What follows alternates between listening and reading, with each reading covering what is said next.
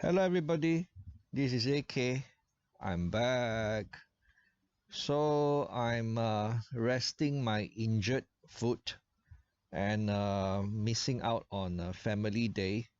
So I have a bit more time on hand. Might as well make a video. So I did some paperwork just now, sorting out stuff that has been piling up.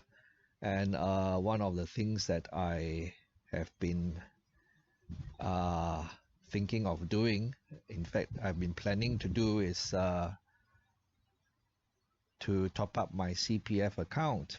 And of course, I talked about this recently, how I top up a small amount of money in my CPF account last month.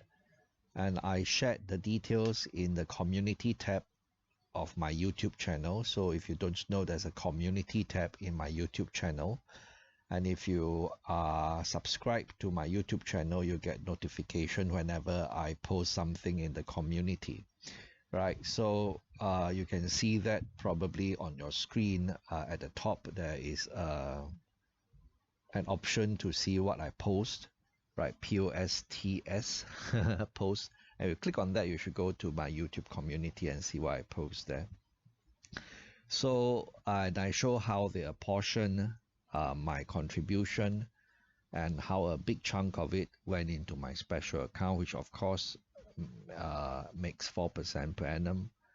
Right, so I didn't have that much money last month, that much excess money last month to make a full voluntary contribution. So I was waiting for more dividends to come in, more money to come in this month before I do the rest.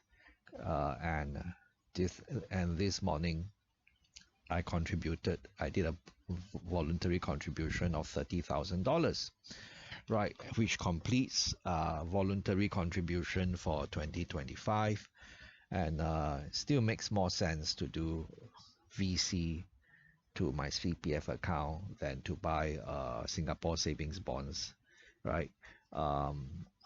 Because I get an average interest rate of about 3% per annum. So, for example, today's contribution of $30,000,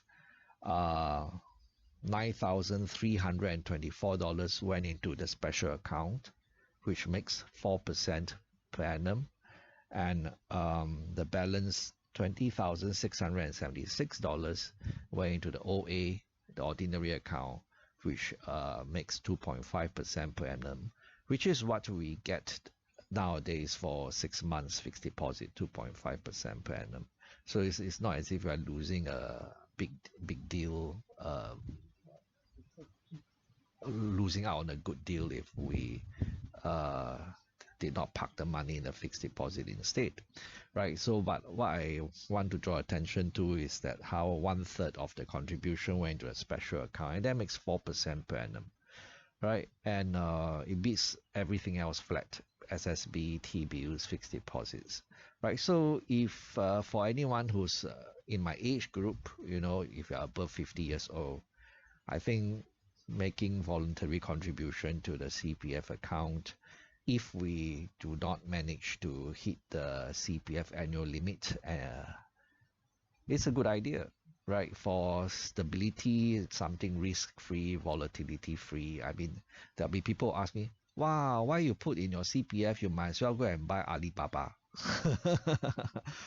Which I seem to be very interested in recently, right? But like I said, CPF is risk-free, volatility-free. We shouldn't be throwing everything into and including the kitchen sink into equities, right? Alibaba or otherwise, right? So I like the idea of having a big safety net, right, in my old age, and CPF is that safety net. And as fixed income goes, the 4% per annum on the special account isn't too bad, but of course it'll be going away once I turn 55. So I think of this as a 2-year fixed deposit. 1/3 of it makes 4% per annum, 2/3 of it makes 2.5% per annum. that gives me peace of mind, right? That gives me peace of mind. So I'll be sharing a screenshot of how I did it in my community tab in case there are people who are interested to do the same and would like to see how I did it. I'll upload it later on. So just a very fast Sunday video.